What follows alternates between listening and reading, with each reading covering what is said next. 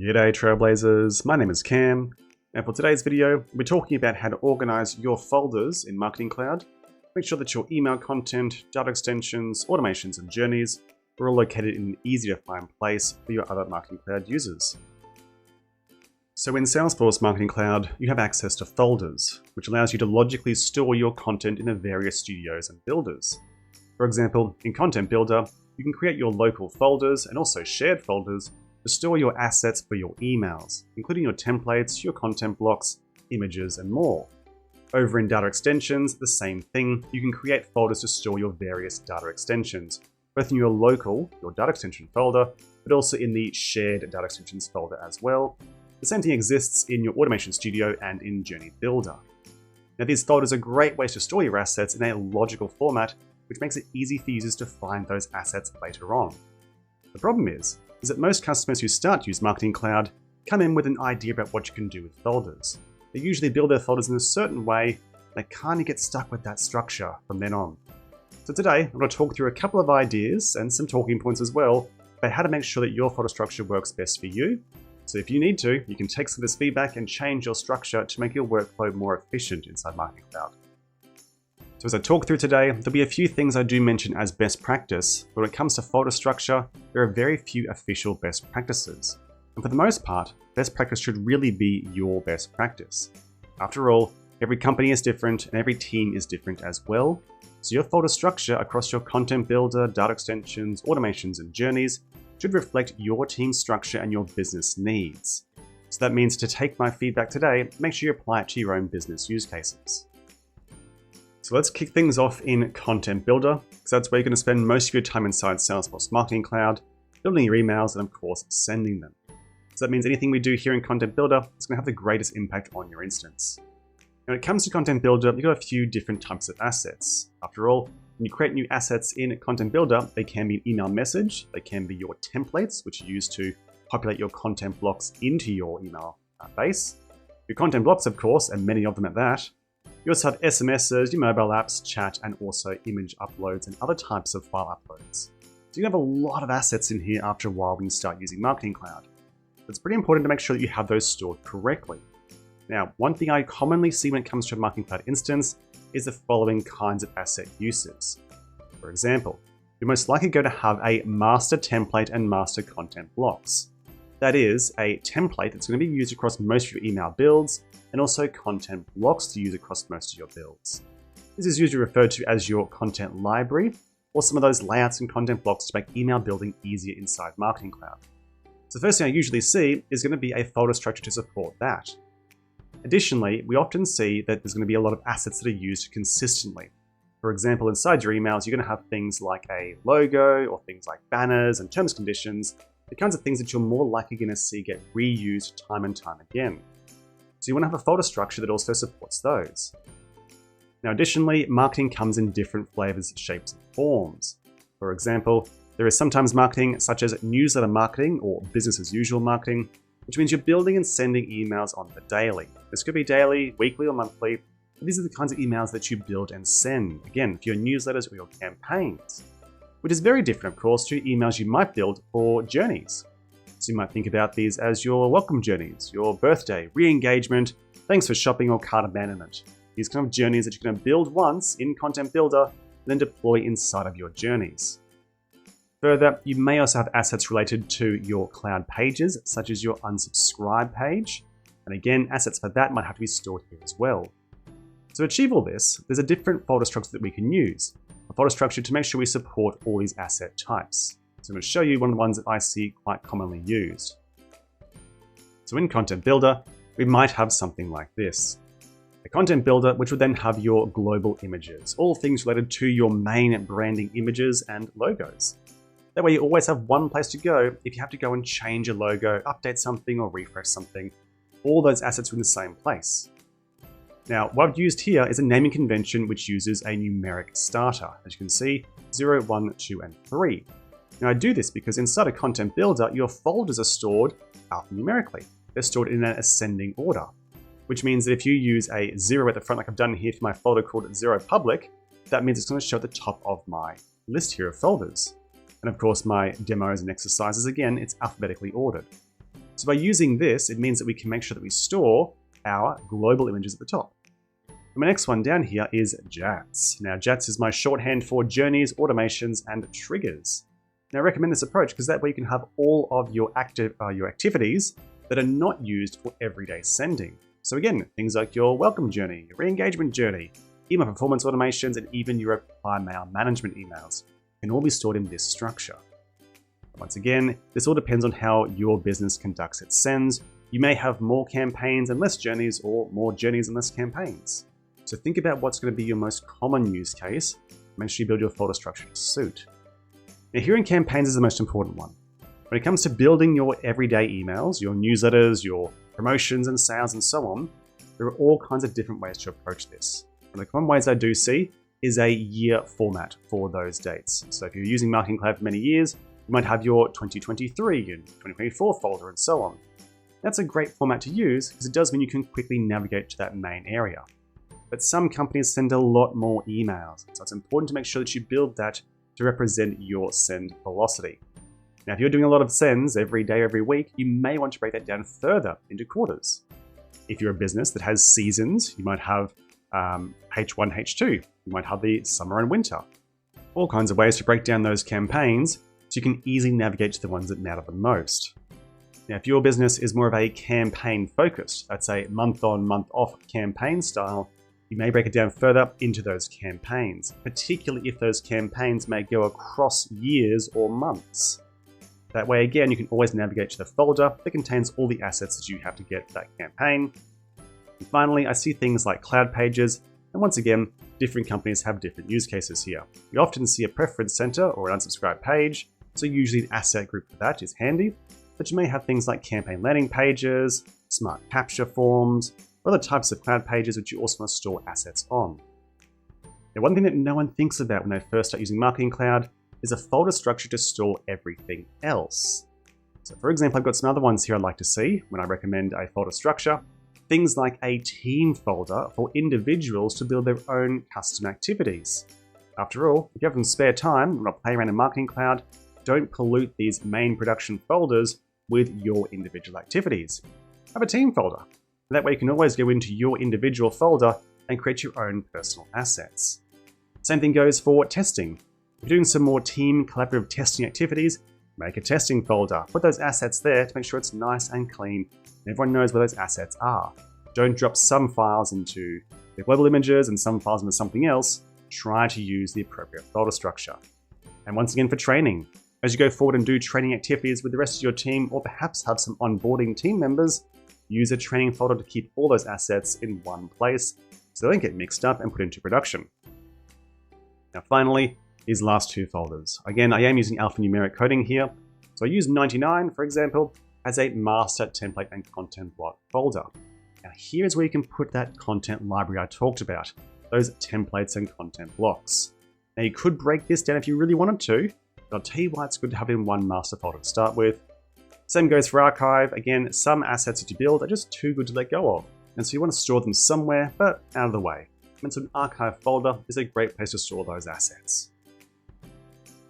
So I'll jump back into Marketing Cloud, and I'll show you a few things that I'm often seeing which I don't recommend doing. Now, one thing you can be tempted to do is use folders to really specifically break down all your content types, in your campaigns, in your quarters, in your years, and really use folders in a continuing child arrangement. So you have folders within folders within folders. And to start with, yes, you can do that in some use cases, but it's going to hurt you more than help. I'll show you why. I've got a folder here called demos, for example. I've got a few different emails in here, which are across a few different send times. These may have been different campaigns. I can of course go in here and create a new folder. Let's say I call this one my email folder. Now separately, of course, I may have a folder in my demos called images. And so create a folder called images and go save. And so now I've got this subfolder within demos called email and images. Now I could take one of my activities here. Let's say I go and move this. I'm gonna move it into my emails folder, just like that. Right, so now it's in my demos email. Now I know looking at this logically, that it's in my public folders, in demos, and here it is in email. But let's say I was going to try and find my learn AMP script activity. and I may have more than one of these Learn AMP2 activities. So I could go back to my main business unit folder here, which shows me all of my content. I can then use my search button here. I can go Learn AMP script, for example, and go search. And when I do this, there's a really cool column here that's going to show us exactly where that location of that content is. So I know that I've got some content here in my archive, some my dynamic, and of course, here's the one that we just moved. Now, this one here says it's in the location of email. Now, that really doesn't help me. Of course, I know it's in my public demo email, but here it just says email. I have to go through and click into it to see exactly where it is, and by now I've gone, no, that's the wrong asset. I have to go back and search again, losing me time trying to find these assets. So ideally, you want to try and keep your content in the uppermost folder possible, with the most descriptive words used possible as well. This, of course, was a demo, so if I was to move this now back into my demo folder, go save, I can now go back into my search and type in, once again, Learn AMP script. And now, of course, in my locations, I'll find it's in my demos folder. And so now that's the correct one to use. Once again, make it easy for myself to find my own assets, but also if I've got a new starting team member or a partner agency who wants to jump into Marketing Cloud, they also won't have to look too hard. They can use this search function and see exactly the right folder and exactly the right content. Now, the other really nifty organization feature you can use in Content Builder is also called tags. Tags allow you to tag your content to be able to filter and search them later on. In your filter, you can filter on those tags if you have them. You can also apply tags by going into one of your content pieces, choosing the ones you want to apply the tag to, and choose your tags button and assign those tags. Now, I've got no tags turned on, of course, because this is my business unit, but you can activate and create your own tags by going into your setup screen. Once in setup, you can navigate down the platform tools, feature settings, and find your tags option. Once here, you can create a brand new tag. You can choose the tag to create. You can also nest tags under one another, allowing you to create parent and child tags, and of course create descriptions for them as well. So imagine you can use these tags to group things, such as your campaigns versus your BAU other sending content. You also use them to target your journeys, automations, and triggers. Make sure that you tag the content relating to welcomes versus your re-engagement versus your support or other email types. Let's now jump into Email Studio and have a look at data extensions. Now, after your email content, data extensions are likely to be the second most common place you'll be inside Marketing Cloud, and probably spending a lot of time here as well. So once again, having a good and logical folder structure here is going to really help your workflow and your process. Now, for data extensions, the view here is a little different. We still have the ability to have our folder structures. We can, of course, right-click and we can create new folders and delete folders and rename folders, same as before. But what we don't get is that search function across the entire data extension set. We can only search within a folder. That's still helpful. What it tells us is that if we do have lots of data extensions beyond our 25 or 50 per page, we can still search within that folder to find the content that we need. So we can, of course, store a lot of data extensions in one folder. That's the first thing. The other one, of course, is that data extensions, while all the same, all have different purposes. Some of the common data extensions that I see in Marketing Cloud instances is things like the MCV, or the Master or Marketing Customer View, a data extension containing all the records you intend to market to or send emails to inside of Marketing Cloud. You also see things like seed and exclusion lists and suppression lists. These are some key data extensions you'll often see used. You want to keep those in a really top-of-mind place. So you can see once again here, I've used my alphanumeric coding to make sure 0, which occurs between above A, appears first in my folder structure. So my public folder here shows first, followed by audiences, private, and so on. Now, the other kinds of data extensions we commonly see is things like your campaigns and marketing sends. Now, these may be derivatives of your main MCV, that is filtered down or SQL'd down data extensions. They can also be their very own target groups with their own file structures. So we often see things like a campaigns or an ad hoc or a marketing folder containing all of the data extensions used for single sends. Now, sometimes those sends could be going to the same data extension week on week. Sometimes you make a brand new data extension for each send each week. Once again, that folder structure can be used to tie them all together into one easy to find place. Now after that, Just like a content builder, you're often going to have things like your journeys, your automations, and your triggered sends. And so once again, a folder of some sort to store those. Now I've shown that once again in a bit of a drawdown here as to the kinds of folders you might see. So MCV being the top most important one, then something like those journeys, automations, and triggers. Once again, because sometimes those journeys, those automations may have multiple data extensions related to them, so having them all stored into one folder type can be really handy. I'm not saying put all your welcome and re-engagement and everything into one folder. Do use subfolders to organize those journeys, but make sure they're easy to find. Naming convention is easy. It just means that someone who's coming into your instance for the first time can read this and know, aha, this is where my welcome campaign is, here's where I can find it. Now, a key thing with that naming convention is, when you look at this side view here, you don't get a whole lot of typing space. You kind of run out of characters after a few subfolders. So if possible, make sure the most important information in your data extension is in the first kind of 10 to 15 characters. Make sure it's at the very, very front. So if those folders you can see here get a bit longer, the most important information is always at the front of that data extension folder name. And after that, of course, there's going to be a whole lot of data extensions used for things like testing and training and personal data work and so on. So also having a folder of some sort, the team can put all their individual projects and working things they're doing into that one nice clean folder. Now finally, there's sometimes some business data or data that's related to a system context that you're not exactly going to be needing for sending, also not exactly for journeys or automations, but it is some data that you do need in the instance. This could be things like versions of your data views. It could be some business data relating to perhaps the locations of your brick and mortar stores, or perhaps even just a list of all the SKUs on your online store. So once again, having some kind of system table or some kind of location, put data extensions that are not directly related to your MCVs, your journeys, your campaigns, or other kinds of training and testing, you're going to have a place to store that as well. And once again, break that down based on those data types. And of course, finally, an archive is great to have too, just for that data that's too good to let go of, but you still just want to keep it around somewhere. Now, I often find a good thing to do is to put your data extensions that you think aren't going to be used anymore into that archive and just make it a description, add to the data extension description. So you can go in here, for example, and change the data extension's description at the top here and put the date you moved it in. That way you can come back in a few months' time, and if you still have not touched that data extension for some reason, maybe it's worth deleting. Maybe it's time to get rid of it because you haven't used it. In the meantime, you can also, of course, export that data extension to your FTP and store it in your file warehouse or somewhere else, just in case there was some good data there. Over into Automation Studio, and it's mostly the same story. You can use your folders to organize your activities in Automation Studio.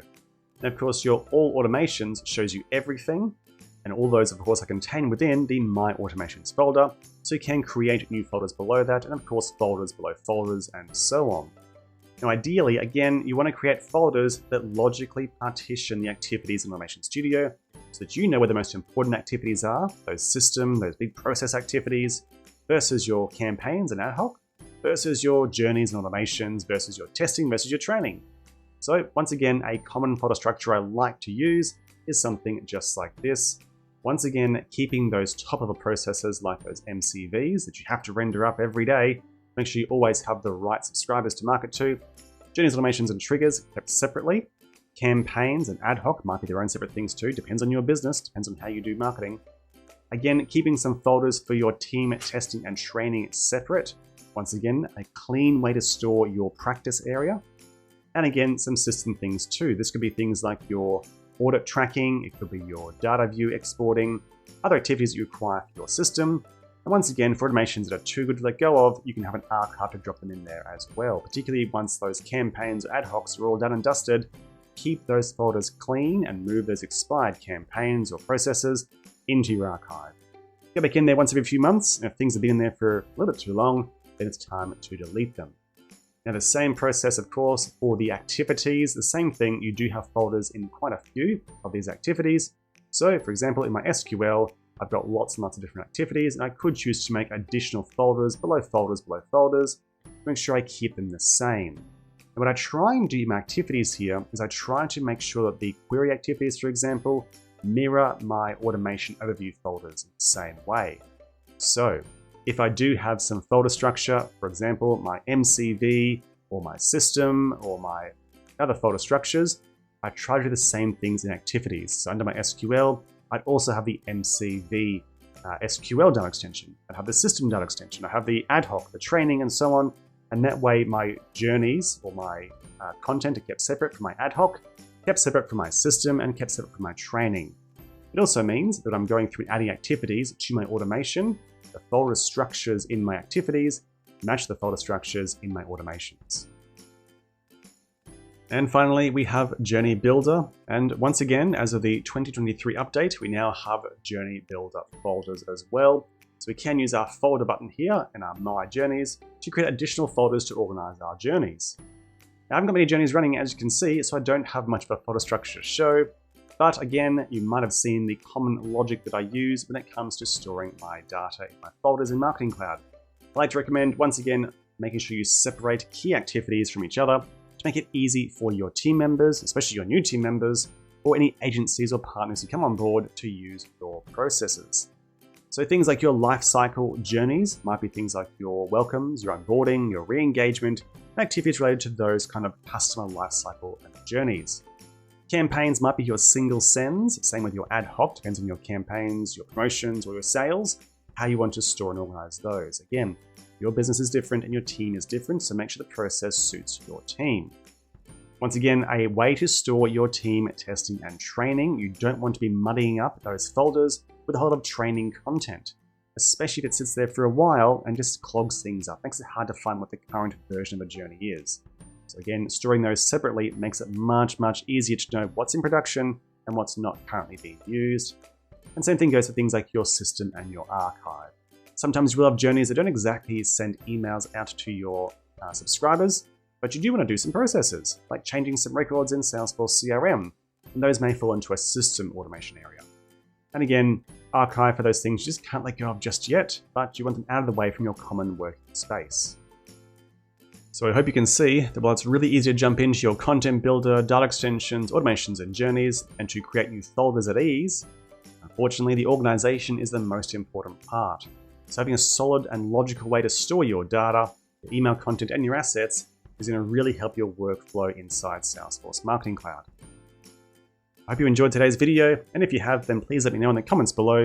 A big thumbs up on the video, and don't forget to subscribe to the channel, so you can be notified when I release more Salesforce Marketing Cloud content.